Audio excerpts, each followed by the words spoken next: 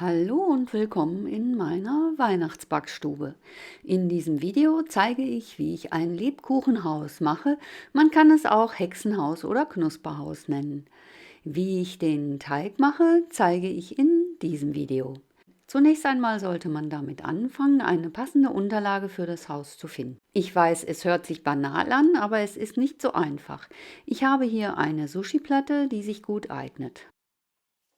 Ich schneide mir aus Karton ein Schnittmuster zurecht. Das hat den Vorteil, dass man sich von der Größe des Hauses eine Vorstellung machen kann und man hat einen Plan. Man benötigt 2 Giebelseiten, 2 Seitenwände, die relativ klein sind, und natürlich 2 Dachflächen, sowie ein bisschen Material für den Schornstein. Und da sich das Hexenhaus ja im Wald befindet, mache ich auch immer noch eine große Tanne. Auf diese Art hat das Haus einen Hintergrund. Ich mache immer nur die eine Hälfte der Tanne, die andere Seite wird einfach gespiegelt, also umgedreht. Der Ofen wird auf 170 Grad vorgeheizt. Mehr braucht es nicht, da Lebkuchen sehr schnell bäckt. Zum Ausrollen des Teiges nehme ich immer diese Teigrolle, die Abstandshalter an den Seiten hat, sodass man den Teig immer gleichmäßig 4 oder 6 mm dick ausrollt. Zu Anfang backe ich immer ein paar Plätzchen, um zu sehen, wie sich der Teig beim Backen verhält. Also zum Beispiel, wie lange er backen muss und wie stark er aufgeht. Die Backzeit beträgt 8 bis 10 Minuten. Hier habe ich 2 große Tannen ausgestochen, die ich 10 Minuten gebacken habe. Mit Glasur müssen sie nicht bestrichen werden. Alles Gebäck wird auf dem Blech auskühlen gelassen, da es sonst brechen könnte. Nun werden die Bestandteile des Hauses gebacken. Die 2 Dachflächen werden mit Hilfe des Musters zugeschnitten, ebenso die 2 Giebel und die Seitenwände sowie das Material für den Schornstein. Die Teile sollten mit etwas Abstand auf dem Blech liegen, da der Lebkuchen aufgeht. Sie werden gebacken und auf dem Blech auskühlen gelassen und anschließend auf einen Kuchendraht gegeben. Hier habe ich noch 2 halbe große Tannen gebacken, sie dienen mir als Stütze für die Tanne. Aus dem restlichen Lebkuchen habe ich noch ein paar Lebkuchenmänner gebacken. Krokant schmeckt jedem und der Waldboden wird deswegen aus Krokant bestehen. Zunächst röste ich dafür 100 Gramm Mandelblättchen in einer Pfanne unter ständigem Rühren an. Sobald die ersten Blätter braun werden, schütte ich sie auf einen Teller, auch wenn sie noch nicht durch und durch braun sind. Die Pfanne wird mit einem trockenen Tuch ausgewischt und von den Krümeln befreit, denn sie würden bei der anschließenden Zubereitung des Karamells sofort anbrennen. Nun gebe ich 90 Gramm Zucker, 20 Gramm Butter und einen Teelöffel Honig in die Pfanne und lasse alles bei mittlerer Hitze aufkochen, bis der Zucker schmilzt. Dabei rühre ich auch um, damit sich die Hitze gleichmäßig verteilen kann. Sobald der Zucker anfängt leicht braun zu werden, gebe ich die noch warmen Mandeln dazu und rühre alles unter und noch so lange weiter, bis Zucker und Mandeln schön braun und karamellfarben sind.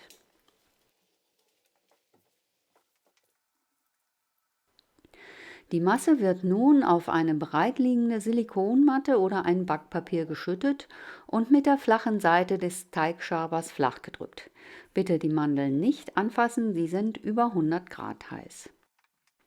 Für den Hausbau braucht man Zement und beim Lebkuchenhaus nimmt man Zuckerguss. Für die Feinarbeiten macht man sich eine Spritztüte. Ein Bogen Backpapier wird diagonal zerschnitten.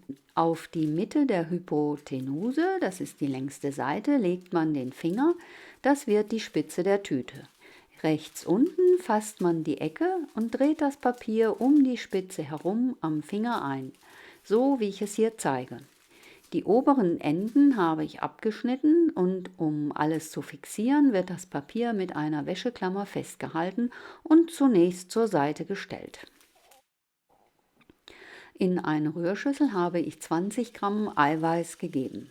Zusammen mit einem Teelöffel Zitronensaft wird es aufgeschlagen und ich gebe insgesamt 150 Gramm Puderzucker dazu. Zunächst erst löffelweise, dann den Rest.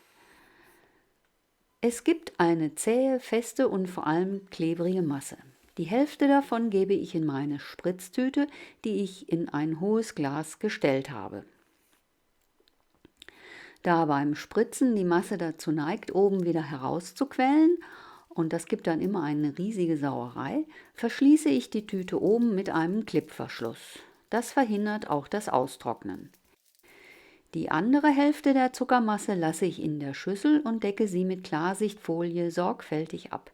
Das ist wichtig, denn die Masse trocknet sehr schnell aus und ist dann unbrauchbar.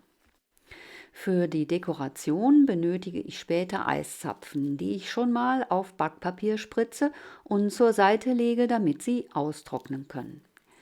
Jetzt geht es gleich los. Damit ich nicht so viel Zuckerguss verwenden muss, schmelze ich noch 80 Gramm Zartbitterschokolade über einem Wasserbad.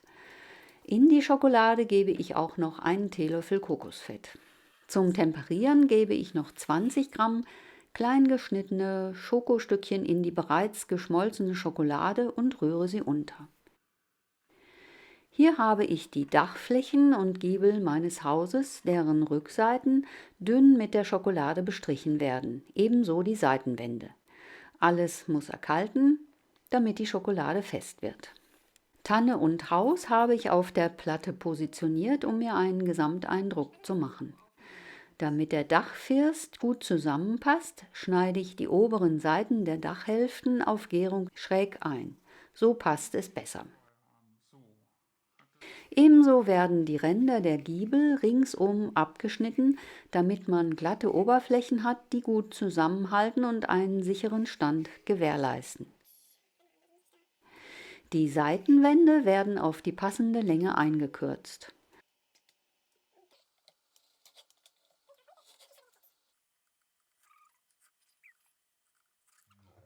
Von der großen Tanne wird nur der untere Rand abgeschnitten, damit sie sicher steht. Von der Stütze der untere Rand sowie der Stamm, damit die Berührungsfläche zur Tanne hin möglichst groß ist. Die Giebel müssen vor der Montage dekoriert werden. Hier schneide ich das Eingangstor aus, das einen Rundbogen haben soll, weswegen ich diese Ausstechform benutze. Das mache ich wie gezeigt mit der Messerspitze. Man kann natürlich Bonbons oder Ähnliches auf die Giebel kleben, da ich aber Zucker möglichst vermeiden möchte, nehme ich Mandeln, die ich halbiert habe. Die Schokolade wird aufgetragen und die Mandeln hineingedrückt. Dabei muss man schnell arbeiten und am besten in 2 Etappen.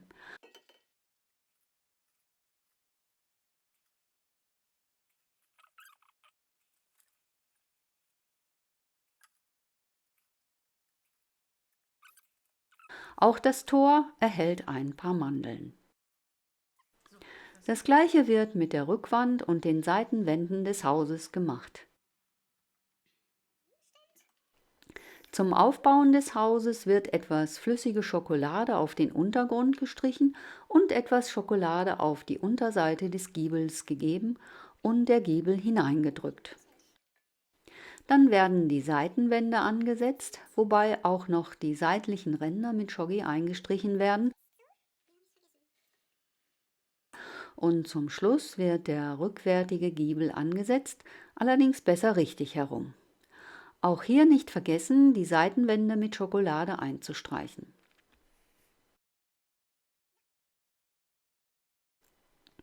Etwaige Lücken kann man noch mit Schokolade füllen, aber eigentlich sollte es halten.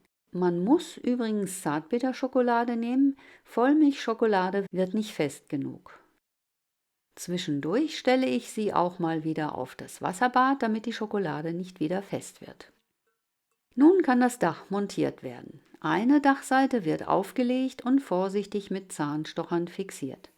Bei der anderen Dachseite mache ich mir einen Kratzer, um zu markieren, wo die Fläche mit Schokolade eingestrichen werden muss. Gesagt, getan. Nun kann ich die Dachfläche auflegen und vorsichtig mit 2 weiteren Zahnstochern fixieren. Das gleiche wiederhole ich mit der zweiten Dachhälfte. Und wenn der First nicht so super gut aufeinander passt, macht das nichts. Alles wird später noch aufgefüllt und schließlich und endlich ist es ein Hexenhaus.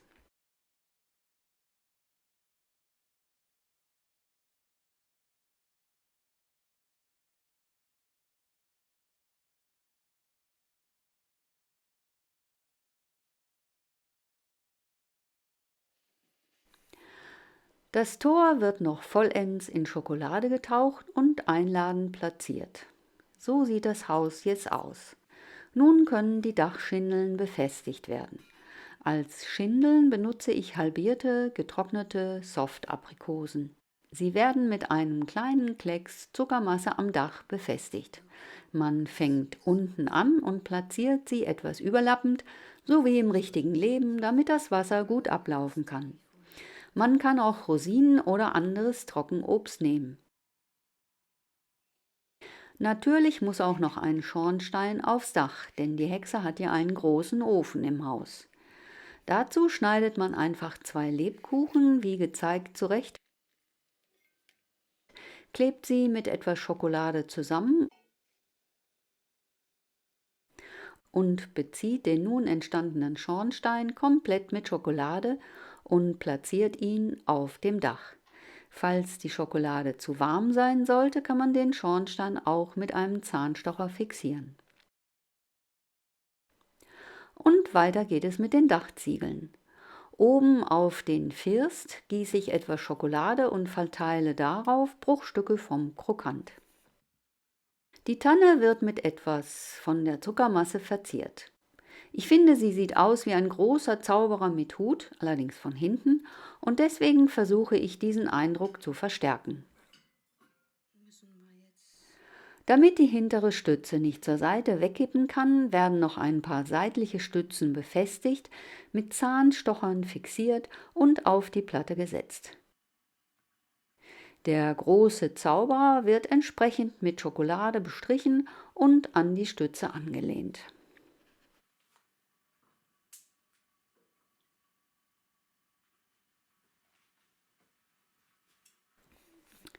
Die Eiszapfen sind mittlerweile getrocknet und können nun am Dach befestigt werden. Die Ränder werden mit etwas Zuckermasse eingestrichen und die vom Papier gelösten Eiszapfen können nun vorsichtig angesetzt werden. Das Haus ist nun fertig. Jetzt müssen nur noch die Hexe, ihre Katze, Hänsel und Gretel sowie aus den Resten eine Eule geformt werden. Hier habe ich 200 Gramm Rohmarzipan, wovon ich 50 Gramm abschneide und in eine Schüssel gebe. Dazu gebe ich 25 Gramm Puderzucker, welchen ich unterknete. Ohne den Zucker lässt sich das Marzipan nicht so gut formen. Für den Körper der Hexe ohne den Kopf nehme ich eine kleine Menge ab, die ich in einen Zylinder knete, und mit Hilfe eines Zahnstochers teile ich einen unteren Teil für die Füße und die Taille ab.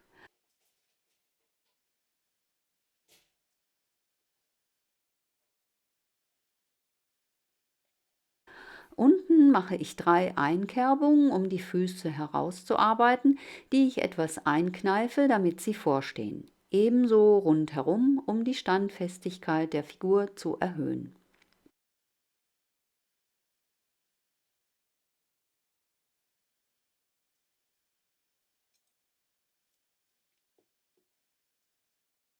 Nun mache ich einige Längsmuster, um eine Schürze anzudeuten. Oben drücke ich eine Öffnung in den Oberkörper für den Kopf. Und so sieht der Torso aus. Für den Kopf und Hals nehme ich eine kleine Menge Marzipan, forme einen Kegel, wobei ich oben eine Kopfform anstrebe. Mit einem Zahnstocher forme ich nun V-förmig die Nase, anschließend 2 Augen, den Mund und die Wangen. Hier habe ich 2 Zuckerkugeln von Haribo Himbeeren, die ich vorsichtig in die Augen setze und andrücke. Besser wird es nicht. Damit sich der Hals mit dem restlichen Marzipan verbindet, befeuchte ich ihn mit der Fingerspitze mit ein ganz klein wenig Eiweiß. Dann wird der Kopf aufgesetzt. So, jetzt haben wir hier den Hexenkörper. Es fehlen noch die Arme. Es wird eine Rolle geformt, die in der Mitte etwas dicker bleibt. Sie wird entsprechend gebogen, ebenfalls mit einem Hauch Eiweiß befeuchtet und angesetzt. Diesen Wulst am Rücken benötigt man, damit der Umhang Halt findet.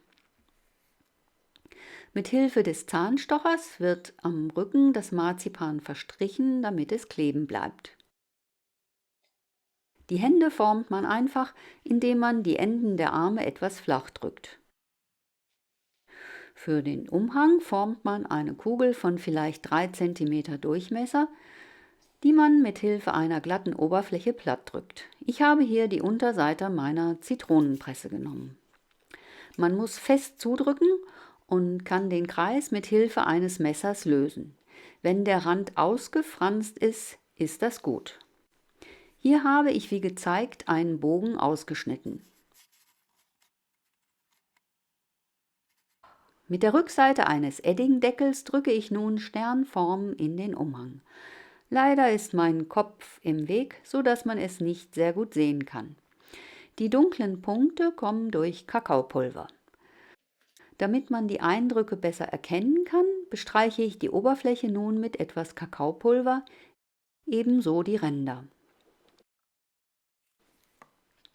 Und nun wird der Hexe ihr Zaubermantel angelegt. Man muss ihn nur an den Schultern ein wenig andrücken und ansonsten alles so sein lassen, wie es fällt. Die Ecke, die ich eben vom Mantel ausgeschnitten habe, forme ich wieder zu einer Kugel, die ich wiederum flach drücke wie vorhin. Aus dem entstandenen Kreis schneide ich ein Dreieck aus. Eine kleine Anprobe zeigt, dass das Tuch gefällt. Also wird noch ein Muster hineingedrückt und auch das Tuch erhält einen kleinen Farbanstrich mit Kakaopulver. Die Ränder werden glatt gestrichen. Und nun wird das Tuch auf den Kopf gesetzt und angedrückt. Und da die Hexe alt ist, bastle ich ihr auch noch einen kleinen Krückstock. Das ist immer eine fitzelige Arbeit und der Stock fällt gern um, aber irgendwie bekommt man es hin.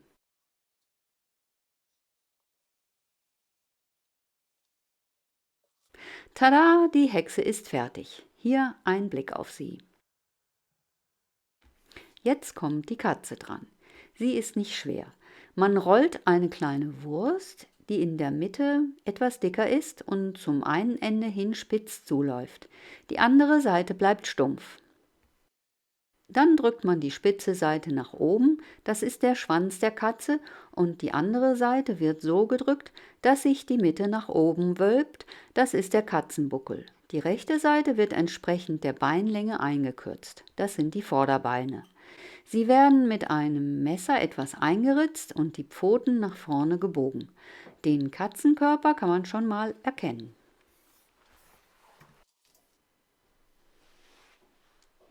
Nun forme ich einen der Körpergröße entsprechenden Kopf mit einem keilförmigen Hals, so wie eben bei der Hexe. Mit dem Zahnstocher steche ich ein kleines Loch an der richtigen Stelle und stecke den Kopf auf. So sieht die Katze von der Seite aus. Jetzt werden 2 Augen eingedrückt und die Ohren geformt, indem man oben auf dem Kopf die Masse nach rechts und links rollt. Es ist wie eine Art Magie, aber man kann die Katze tatsächlich erkennen. Fertig. Sie sucht natürlich bei der Hexe Zuflucht. Jetzt sind Hänsel und Gretel dran. Da man die beiden nur von hinten zu sehen bekommt, forme ich nur einen Zylinder und deute einen Kopf an, in den Augen und Mund eingestochen werden. Das Formen dieser beiden Figuren finde ich im Gegensatz zur Katze immer sehr schwer. Gretel ist noch kleiner, also forme ich hier einfach nur ein Kleid mit Kopf. Dann werden die Arme gerollt und am Rücken befestigt, sowohl bei Gretel als auch bei Hänsel. Aus den Marzipanresten mache ich nur noch eine Eule, das ist wieder einfach. Man knetet einfach aus allen Resten eine ovale Form, ähnlich einer Olive. Mit einem kleinen Löffel drückt man die Flügel, wie gezeigt, an die Seiten.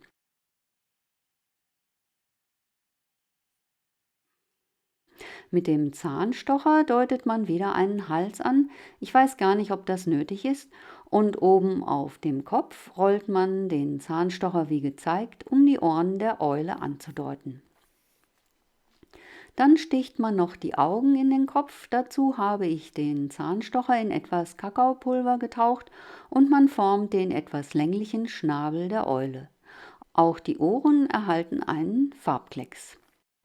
So, das hier ist das Gesamtkunstwerk in seiner ganzen Pracht. Das Krokant habe ich mit Schokolade einfach auf der noch freien Platte festgeklebt. Vor die Tanne gebe ich einen Schokoklecks, darauf wird die Hexe platziert, daneben kommt die Katze, ebenfalls auf Schokolade. Hänsel und Gretel werden am Haus positioniert, wo sie versuchen, etwas Zucker zu naschen. Hänsel steht auf einem Krokanthaufen und auch Gretel hat sich eine Leiter aus Mandeln gebaut. Und oben auf dem Schornstein befindet sich die Eule. Hier kann man auch sehen, dass ich auf dem Dach neben Aprikosenhälften auch noch Rosinen und eine getrocknete Birne als Dachpfannen benutzt habe. Ich weiß nicht, ob ihr so ein Lebkuchenhaus einmal bauen werdet. Wenn nicht, wisst ihr jetzt zumindest, wie es geht und wie viel Arbeit es macht. Am Ende des Videos seht ihr auch noch meine Schablonen auf einem DIN A4-Blatt für einen Screenshot. Es macht wirklich riesigen Spaß und ist ein tolles Geschenk. Ich wünsche euch eine schöne Vorweihnachtszeit und wie immer guten Appetit!